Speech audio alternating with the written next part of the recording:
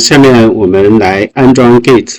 我们通过 winget 来安装 Git 软件。这个呢，还是首先我们要开一个 CMD， 在管理员权限的。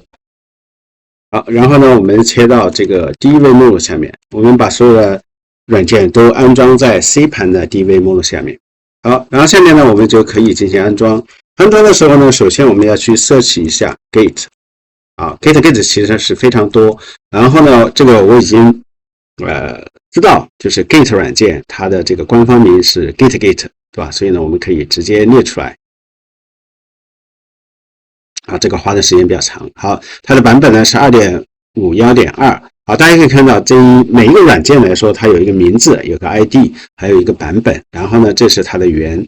这个源呢是 winget。所以呢，我现在安装的时候呢，我就可以直接这样 winget install， 然后是 ID， 然后后面呢，我可以可选的指定一个 location， 就是安装的位置。好，通常呢，我会把它安装在这个 DV Git 目录下，所以呢，我就直接这样。好，在这个安装之前呢，一定要设置全局的这个代理，否则呢，它会非常慢，还有可能安装不成功。好，这个我已经设置了代理，所以呢，它会比较快一些，是吧？大家可以看到整个会比较快。这是它会启动自动安装的这个界面。整个安装的过程呢还是很迅速的。好，这个是已经装好了。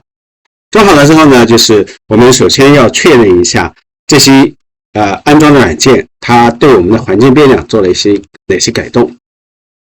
好，其实我们可以发现，它主要是在系统的这个变量当中对 path 进行了修改。比如说，我们来看一下，它在最后加了一个 git cmd。好，对我们来说呢，我们还需要再加上一个环境变量，在什么位置呢？在 git 下面的 user， 然后是 bin。好，那这两个就好了。好，一定要每一个对话框都按确定。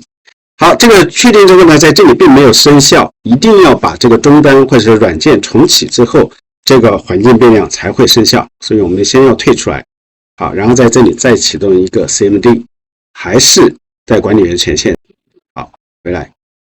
好，我们切到 DEV 下面，然后呢，比如说我们现在先看 Git， 好，可以看到现在我们可以看到这个版本就是这个 2.51.2。好，然后呢，我们可以去到 Git 目录下面，然后呢，我们刚刚加了 user bin 这个目录，对吧？然后呢，我们可以 ls 新点 exe， 我们可以列出它所有可用的命令。大家可以看到这些命令非常多这个实际上是Unix 和 Linux 上面一些常用的命令。比如说对我来说比较常用的是 grep， 对吧？还有很多命令都非常好用。好，那么这样子呢，我们就把 Git 安装好了。Git 安装好了之后，因为它要去下载 GitHub 上面的内容，通常要通过代理。那么怎么样设置这个 Git 的这个代理呢？它需要通过相应的命令来完成。首先我们可以列出来 Git 的设置，我们使用这个 git config list。好，这个时候呢，我们可以看到检查一下这里面它没有代理。好，然后呢，我们在这里呢需要添加代理设置，怎么设呢？是 git config， 然后是 global， 然后是 add。我们需要加的是 HTTP 的代理。好，这个呢你要知道你的代理。好，我的代理呢是 1.36， 然后是8866。好，除了加这个呢，还需要加一个 HTTPS 的代理。好，弄完了之后呢，我们再来 list 一下。好，你可以看到这是两个代理都有了。好，那么这样子呢，下次在使用这个 git 命令的时候呢，它会通过这个代理来进行访问。那通常呢就会比较快。当然呢，你还可以指定这个用户名和密码。那么在这个访问这个 Git 的时候呢，它就会使用用户名和密码去访问这个GitHub 上面的这个目录。